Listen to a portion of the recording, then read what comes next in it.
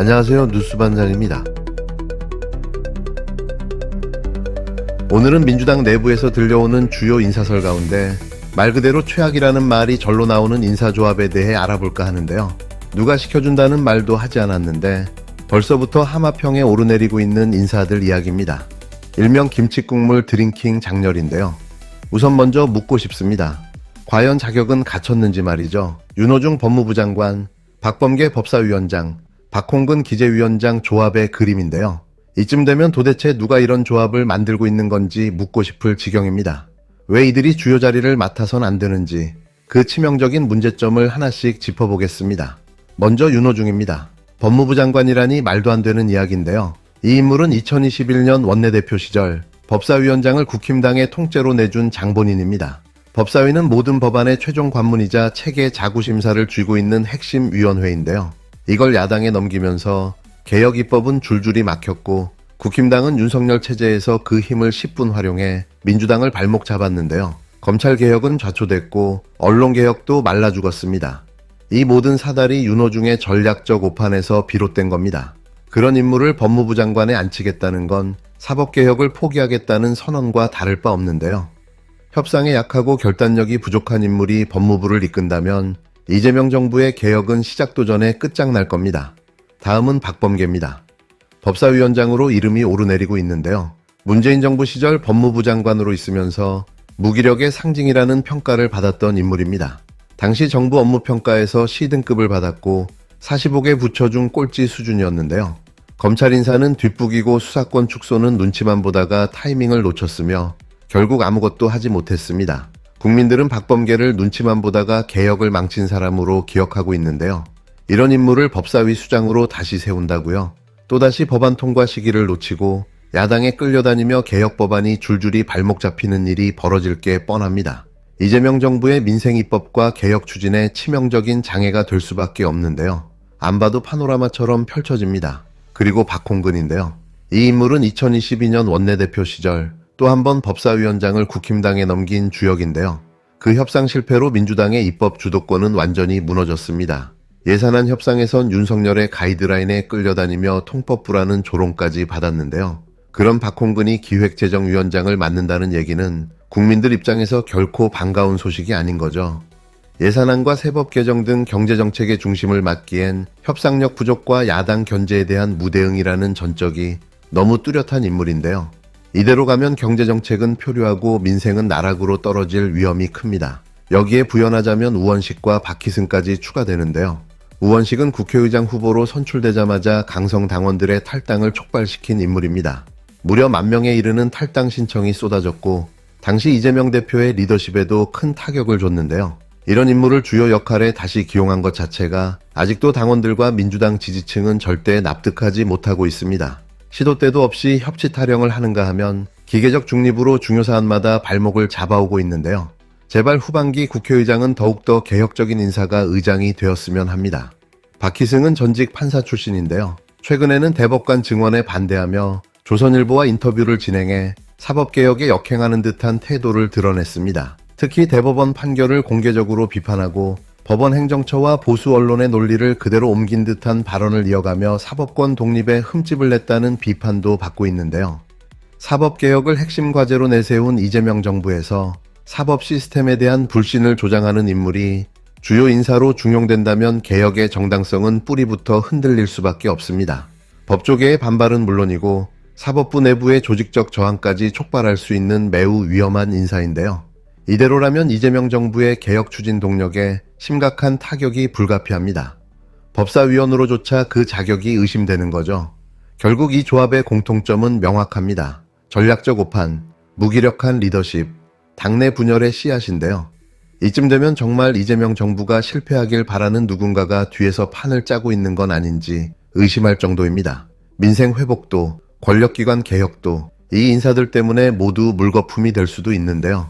개혁 동력은 꺾이고 입법은 표류하며 당내는 또다시 내홍에 빠질 수밖에 없습니다. 지지층은 이탈하고 야당은 웃으며 공격에 칼을 갈 준비를 할 텐데요. 김병기 원내대표는 제발 정신 차리셔야 합니다. 이재명 정부의 성공을 바란다면 이 조합은 단호하게 거부해야 하는데요.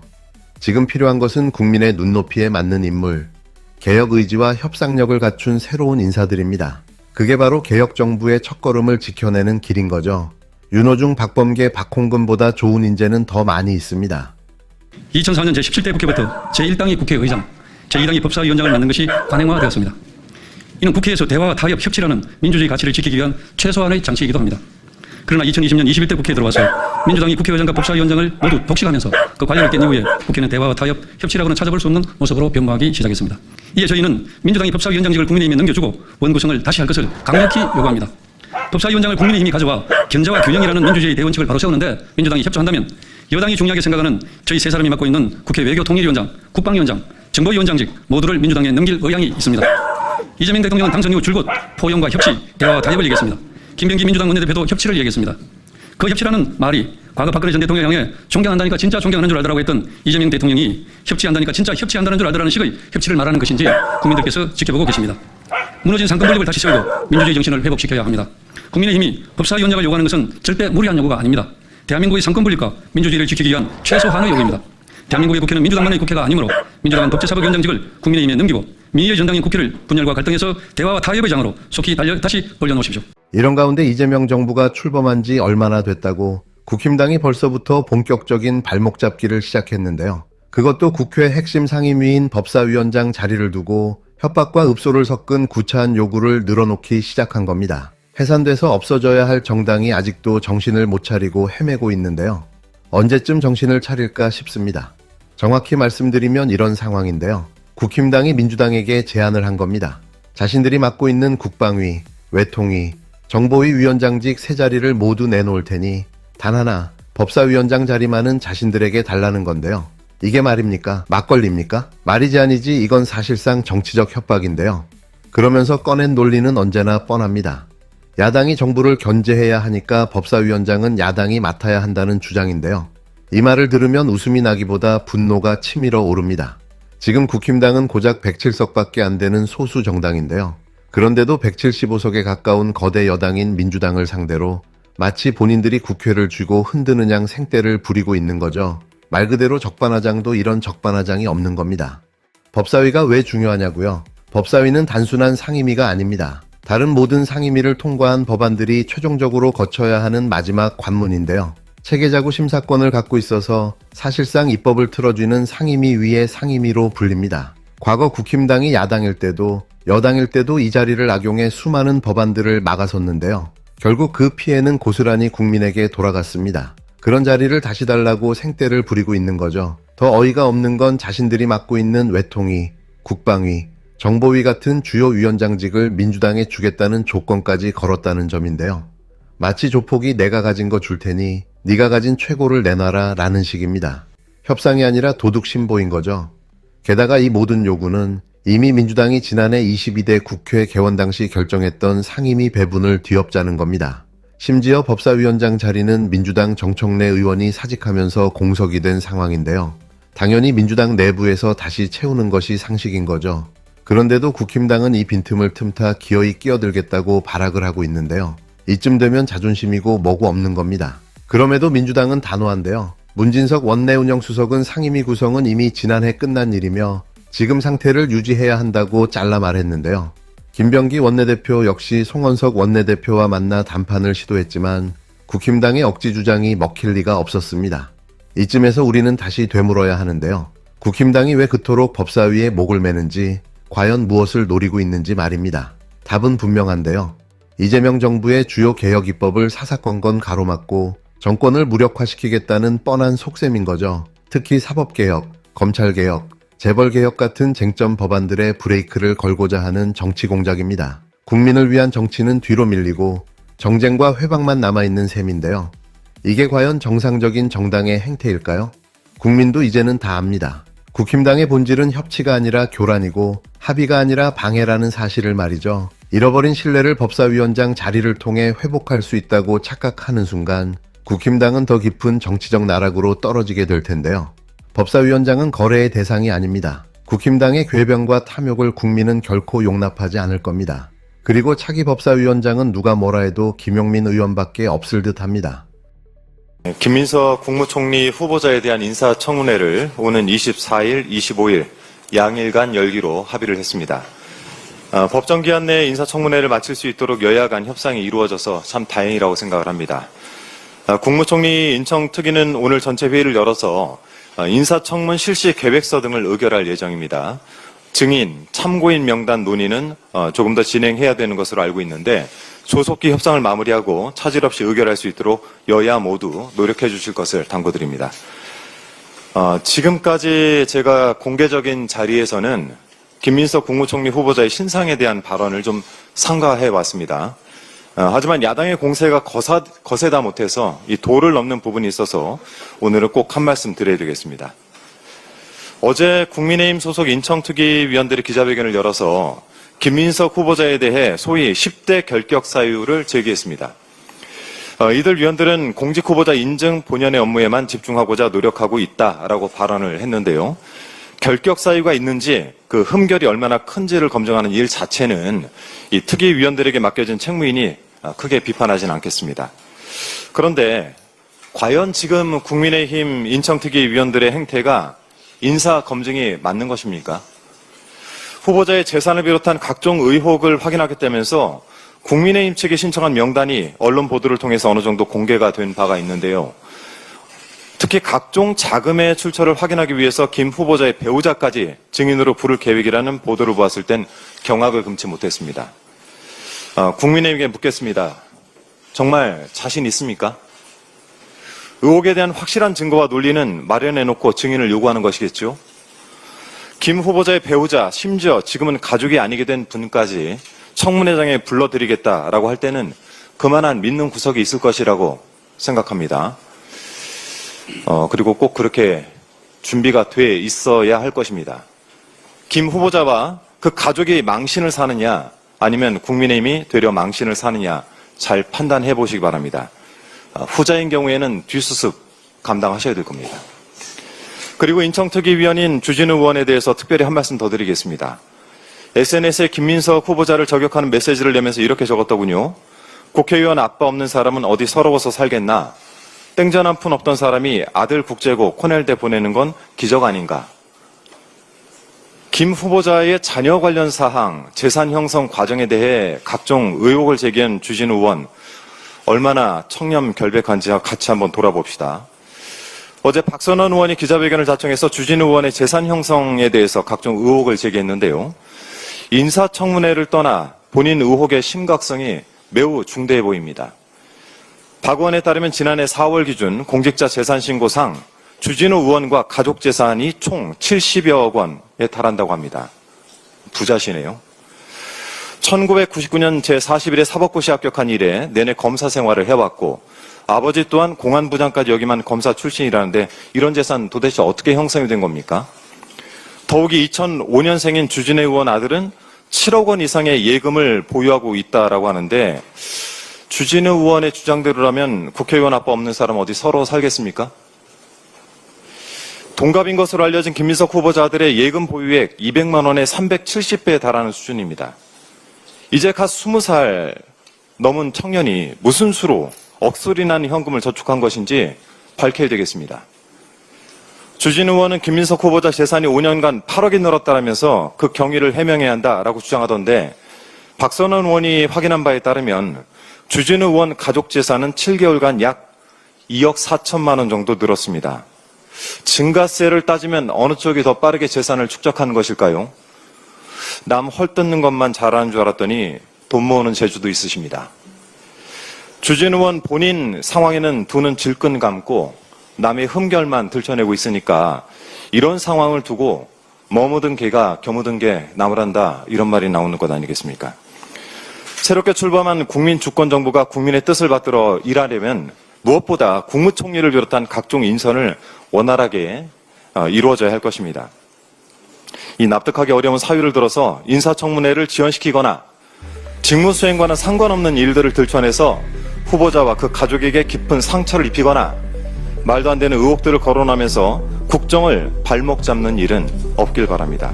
부디 이성들을 되찾길 바랍니다.